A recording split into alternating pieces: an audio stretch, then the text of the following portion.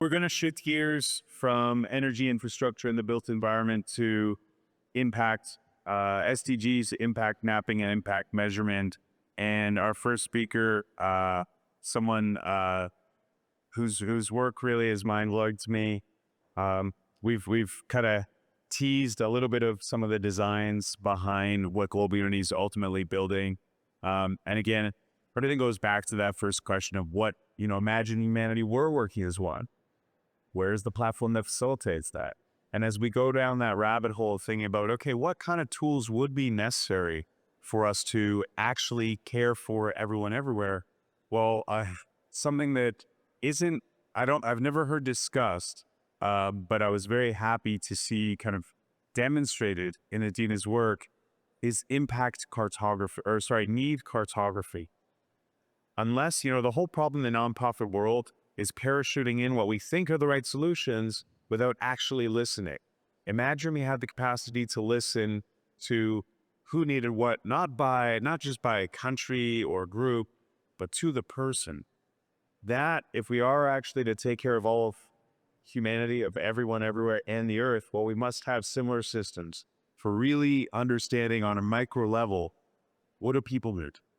And so, on the planetary level, what does the Earth need? What is the health of the Earth in this particular region? And as it shifts day to day. So I'm excited for everyone to see what Adina has been building with ÄRTH. And let's welcome up first impact cartography speaker. Hi, everybody.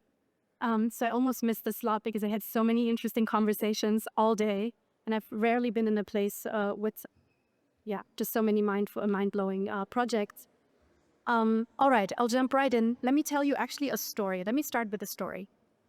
What are Earth systems models? So this was a project by very smart engineers who basically felt that if you would actually cover the Sahara in Africa with a lot of solar panels, we could actually generate incredible, solar-powered energy for several countries. Sorry. Who thinks this is a great idea? Sounds like a great idea, right? Yeah.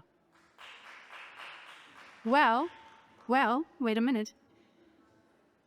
Luckily, somebody had developed an Earth systems model that actually showed that if we were to do that, the Amazon rainforest would collapse. And now you're asking yourself, how is this possible? This is a continent away. What is going on? Well, the Amazon rainforest is actually not a bunch of trees sequestering carbon. The Amazon rainforest is actually an entire intelligent system that every day produces via photosynthesis the equivalent of hundreds of thousands of hydrogen bombs per day in energy.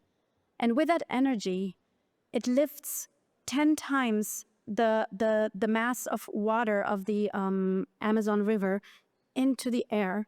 It creates cloud rivers that govern the winds of the northern and southern hemisphere. And with those winds, it creates every day a wind tunnel to Africa, to the Saharan desert, and pulls out sand. Every day, tons of sand, spreads them over the Amazon because the phosphor in the sand is fertilizing the soil. And fast forward in these models, we see that if the Amazon rainforest collapses, there's freak wave formations in the ocean. We are living on a complex intelligence system that we until today do not understand.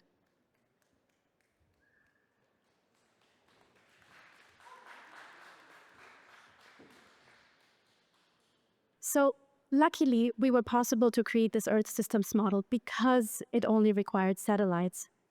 But now, all our systems models are only atmospheric because we use sensors, we use satellites. But what we don't have is we don't have the integration of causal models in soil and in water. So the Earth doesn't only consist of the atmosphere, it consists of geosphere, biosphere, hydrosphere. What are we doing with those? How do we actually understand climate adaptation on the ground if we actually don't understand the complexity of the systems that are affected?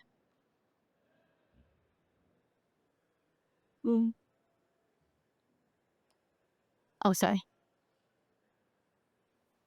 Is there a lag? Is it me? Okay. So as of today, we actually do not understand the ripple effects and the unintended consequences of the solutions that we're investing in. We have been doing this forever. We basically invest in solutions that sound like a great idea, but because we don't have a model to test them on, we don't really understand the ripple effects. And just to give an example, we have started with oceans and coasts. Just on coasts, we have seen now how many projects are actually breaking coral. It sounds like a great idea, but it's actually what we did with the eucalyptus when we wanted to reforest land. You can come later and speak to me about many of these examples. So our natural living systems are interconnected dynamic systems, yet our data models are not. Our data is still siloed, and we're still looking for carbon. So what we have forgotten in this entire industry of carbon and metrics and compliance metrics is that we have forgotten the bigger picture. It is great to have a lot of metrics and a lot of puzzle pieces, but if you have forgotten the bigger picture that the puzzle adds up to, they're actually meaningless. So having a lot of data points is great, but what is the meaning, what is the relevance behind those data points to the living systems that are a life support system? So I'll jump over the old model and just jump 2 hours to just be faster. We have for now started connecting large oceanographic institutions on the ground, doing research on the ground in Brazil and Australia, Panama, Gambia. And we have created a shared language for this data to be shared continuously. Why is this important? Right now, when people do analysis, they take satellite data, they take a bunch of open sensor networks, they go on some research aggregator sites, they build a model. This model now is confirming the bias of the outcome of what is intended. What we need is basically a platform that constantly supplies research, verified scientific research data streams so that algorithms can be trained and can learn ongoingly and therefore learn in complexity. Our models, the ones that we're building, are causal models. They're working on causality. They start understanding that if you want to stabilize mangroves, that's great. But if you don't stabilize the kelp in the same ecosystem, the mangroves are still not going to survive. Right now, we live in a narrative and hype-based culture, and kelp is not a sexy story to tell. So within our models, every single piece of data that comes in adds to the bigger picture. Therefore, they're recursive and they're learning more and more. Collective choice, and this is where I'm actually quoting Forrest Landry, collective choice must be based on a shared picture, a shared understanding, on a unified framework that allows for meaning and for relevance. So where have we started? We are currently creating an AI-driven digital twin, or pardon me, I actually am not such a fan of the word digital twin because it suggests real-time, but nature is cyclical. So I would like to call it biomimetic model of Ningaloo Reef in Western Australia. This reef has been declared to be a hope spot by Sylvia Earle and Mission Blue. It's a very healthy reef that has been plagued by heat waves. And then there's a port project next door that needs a simulation to actually see if the stresses that they're going to be introducing into this reef is actually not going to harm it. So it is better to test on a simulation than in reality and then learn later. So we have started here, and we have started ingesting a multi-model approach from different multidisciplinary data streams. And we're even going to include soil. Why? Because soil samples from farmers adjacent are also going to affect the reef health. So quantifying ecosystem services, it is impossible to quantify those if we actually don't have a dynamic model and a deep understanding of ecosystem knowledge and what they're actually contributing. I will just name 3 here. This reef is protecting salt water from penetrating into freshwater systems. I don't know if you knew that. When I heard that, it blew my mind. The US, all these coasts are eroded because of unsustainable practices, shrimp farming. Now we have the problem that salt water is slowly seeping into freshwater system. What that means for a lens, water lens underneath the city, you can only imagine.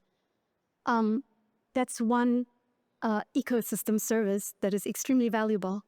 The reef provides food security, and I think just in tourism, it actually provides, I think just this reef alone provides over $110 million to the GDP of Western Australia. and it holds 98% of wave energy. So what got us there? Fragmentation is what got us here.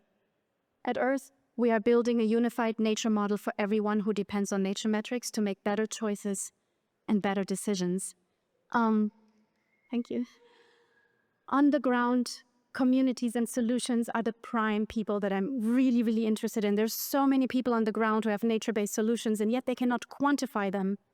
And because nature holds no value, it is so hard for them to get invested in. Governments, policymakers need to feel firm when they make policy decisions. They need to understand the ripple effects and the risks involved. Blue carbon, there's nothing wrong with blue carbon, but link it to a biodiversity framework. ESG, blue bonds, insurances, policymakers, impact investors, and infrastructure projects like offshore wind turbines, etc. And now, and this is a little bit into the future, that's my dream, I would love to see a financial ticker. And the financial ticker is actually calculating pretty much in real time the value that this reef is contributing to the economy and to the larger health of our ecosystems. It is time for us to move away from nature as an extractive value. Even the term natural capital is commodifying. Earth's models are showing how ecosystems are infinitely more valuable when they're alive than when they're dead. Indigenous groups do not need AI because they have been taking this approach for millennia. They have inner causal models of their ecosystems that they depend on. It is us that we have forgotten, so they need us to catch up with them, and this is why we need holistic systems thinking models. Thank you so much. So you can see why I'm so excited about Adina's work. If we really want to be able to care for the Earth, we have to know exactly what's going on with it, and with precision. And the fact that you're working with organizations like NASA, you have that kind of scale of data is not insignificant, and again that the design is rooted in care, not only the mission, but the so much thoughtfulness in all the finer details. And so before you leave, what do you need? How can we help? Well, we're interested, of course, in either first of all, we would like to align ourselves with a big project that needs that kind of modeling in which we can partner together. And then, of course, we're interested in backers that are interested in systems level approaches. On that side, just to be very clear, what do you need? We need 7 to 10 million. 7 to 10 million. And what will you be doing with that? With that money, we could actually entirely model an interdependency map of a small island nation, coastal systems, calculate ecosystem services, calculate risks, and understand which solutions to invest and fortify first. Would you be willing to work with Bermuda? Yes. Thank you so much. Thank you. Thank you so much.